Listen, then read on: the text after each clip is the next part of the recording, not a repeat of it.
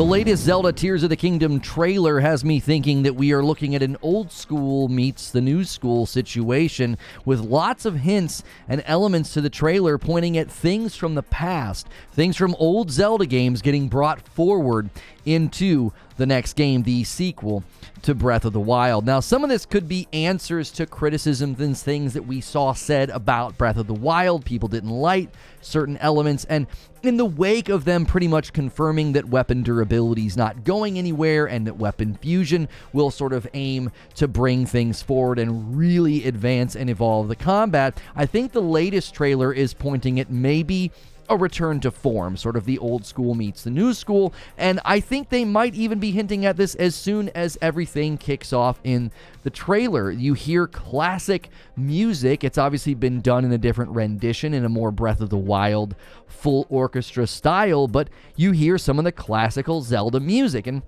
that was something that was very absent from the first game. Some of us felt like it was a little strange to be exploring the open world and it was just dead quiet. There was virtually no music, and then the music would sort of crop up and happen when you were in fights in different areas, but there was no persistent music. And I think some of the themes in this trailer might be even showing us a real return to form, things from the past, things that we have done in past Zeldas showing up again. And this was a huge point of criticism, I think, for Breath of the Wild, and the one that I sort of resonated with the most was the lack of dungeons, the lack of castles.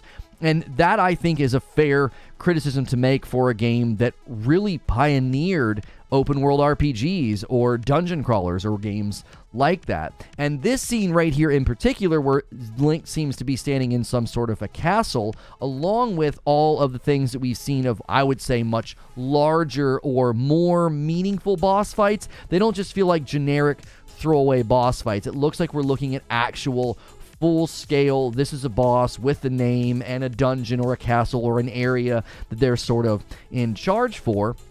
And I think that's going to be a good return to form. You also can see here in this section that there is enhanced combat. He sort of does like a quick dodge, and you can see he has a shield on the front of his sword and does some kind of a blocking or parry thing, and then like a pretty fast dodge and move there out of the way of some sort of volcanic fireball, even using some of the abilities, the new abilities in a fight, like actually in the fight, and then there he can, take his rocket up to the sky. So strewn throughout the footage, I think there have been much larger boss fights in all of the various trailers, and I think that return to the old school Zelda would be a welcome change, right? We've seen more weapon fusion in this trailer and in the previous trailer, and I think being able to do like a parry or a block like he does with the sword with the shield on it, that would add to that combat intensity that some of us have wanted to see, sort of giving you more things to do so it doesn't feel quite so generic. I liked the perfect dodge in the first game, but it didn't add, a lot. And that is Ganondorf. If you missed that, if you've not seen that, those of you that might not be familiar with Ganondorf, there's Ganon and then there's Ganondorf. Ganon's usually looking like sort of a humanized pig with like a trident, and then Ganondorf is more of a human form with the beard and everything. And there's an example of what looks like an actual potential boss fight, some kind of an alligator. And I actually think we're seeing that. We're seeing them sort of bring back some of the old things with Ganondorf, with the potential of castles and dungeons to return, and very, very big boss fights. And as far as things returning from the past, you can see right here the return of the Gleeok. Now, the Gleeok was seen in one of the first trailers sort of on a bridge. It's the three-headed dragon. Gleeok showed up a handful of times in the original Legend of Zelda on Nintendo and seems to be showing up in this one again. Now, I don't know if it's just an open world thing, if he's on a bridge and you just kind of find him out in the open, or here again, would that be evidence and proof that we're going back to the old school? Are we going to be fighting the Gleeok? Are we going to be going into a dungeon or a castle and having to fight them at the end? Those puzzles that we solved in the shrines, I actually thought shrines were pretty cool. I thought they were a nice mechanic in Breath of the Wild, but those mechanics of solving puzzles with the abilities was really nice. And if that was sort of interwoven into castles and dungeons, it would really feel like classic Zelda had sort of come into its own in the sandbox and in the big open space of Breath of the Wild. At about 3 minutes in the trailer, you also hear more classic music coming in, and it sounds really, really good. And I think this was something that bothered a lot of people in Breath of the Wild. Not just the lack of the classical music, but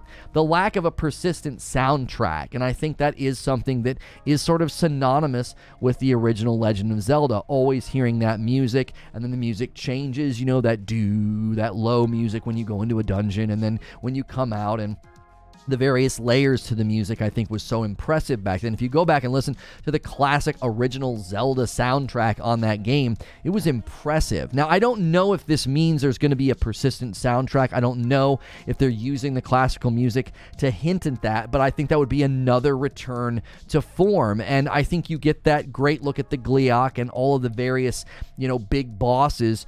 I think they're hinting that that's going to be a feature of this game. Throughout the trailers, we've seen between, I think, 4 to 6 very identifiable bosses. That might even be one right there that quickly turns. And I think what they're saying is, listen, you're going to be fighting more traditional boss fights in this, not just sort of open world bosses.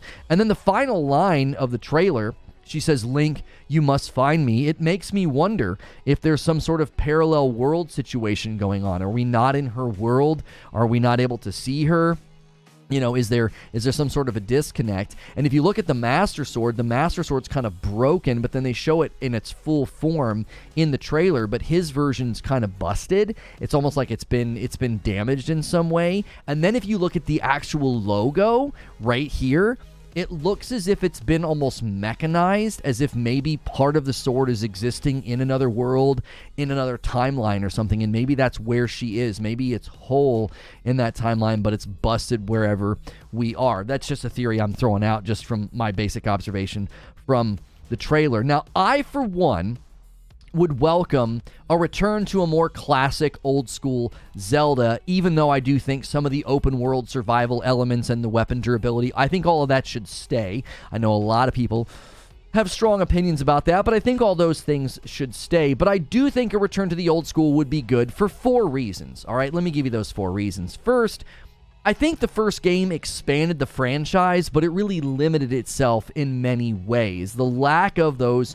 dungeons or classic boss fights, even the classical music, really made the game feel as if there was this intentional vacancy, like they left that stuff out on purpose. And I think that's okay. You wanted to usher in a new era of Zelda. You wanted a game to really kind of stand on its own and have its own identity and its own feel. But it's undeniable playing the first game, even if you've replayed it and gone back through, that's an absence that is very much felt for classic Zelda fans, or even just longtime Zelda fans. I would even say if you're just an open world RPG fan, you're sort of asking that question, like, where are the bosses? Where are the bases? Or the dungeons or the castles? Where are those things? They're sort of non-existent. And I think that's okay for the first game. It has its own feel. It has the shrine grind and the different types of shrines.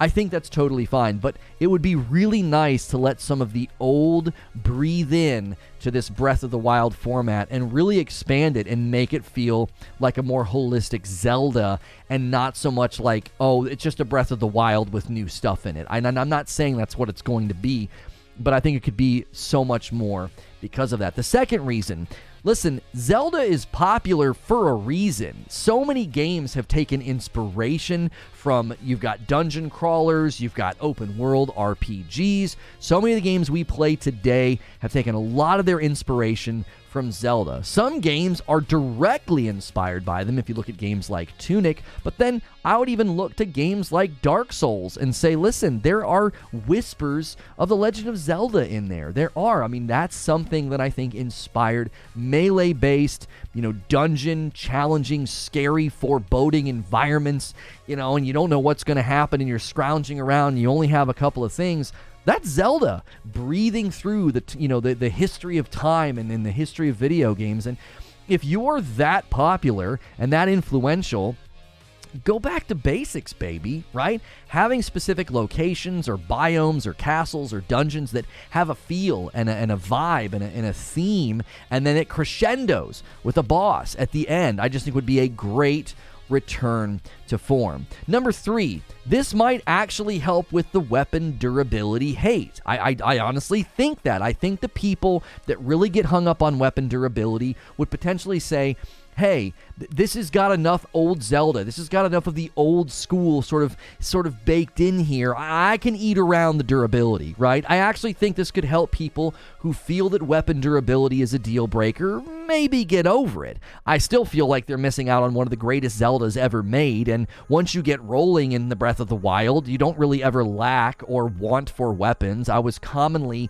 in a shrine or opening chests, and I couldn't pick up the weapon because I was full, and you just kind of had to throw it. If you take on the mentality of you're just sort of cycling through your various abilities like in other open world RPGs, and certain abilities have to be on a cooldown or certain abilities aren't good for certain fights, I actually think Breath of the Wild takes on a very good open world RPG feel.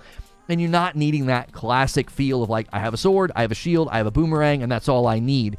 I don't think that would have gone very well. I don't think it would have gone over very well for a game that was so long and so expansive. I think they made the right choice, and I especially think they made the right choice to keep it in, but evolve it beyond where it was. I originally had said it'd be great if they took the survival elements and allowed you to like gather materials and repair or upgrade weapons, since you gather materials and make meals and you make elixirs. That would be right in line with the survival elements. Just put like a little anvil next to all the little cook pots. They went a different route, but I think it takes the same idea and essence of crafting and upgrading weapons is the weapon fusion. So I'm really glad they chose to keep it. And I think letting old school elements like dungeons, more classic boss fights, and even the classical music would maybe lull some of those people to sleep, right? And get them in and romance them a little bit and make them feel like, hey, this is pretty nice. I can get over the weapon durability. Lastly, I feel this way about Metroidvanias as well, but, you know, I think you should be the best in the genre that you gave birth to, if that makes sense. Like the fact that Nintendo doesn't have a great Metroidvania out there. Metroid Dread was not a Metroidvania. It was very much, you know, sort of a Metroid Fusion continuation, which is fine. I know people love that. That's fine. That's fine. I just love Ori. I love Hollow Knight. I think Metroidvanias have taken so much inspiration from Castlevania and Metroid, and they've made something just wonderful. I can't wait for Silk Song, the sequel to Hollow Knight. But be the best in the genre that you gave birth to. Let Zelda be the best Zelda. Like, we shouldn't be looking to other games and saying, oh man, there's better games out there with dungeons and boss fights and stuff, and Zelda doesn't really do that anymore. I think that's kind of a sad narrative for the trajectory of the Zelda franchise. It feels kind of weird to have Zelda lacking features or elements that other games have taken inspiration from and they're now doing a great job with. So, is this going to be an old school, Zelda meets the new school Zelda? Well, for now, we'll have to wait, but it's looking very promising in that direction. I'd love to know what you think. Leave a comment below, and as always, hit subscribe and the bell button, and I'll see you in the next video.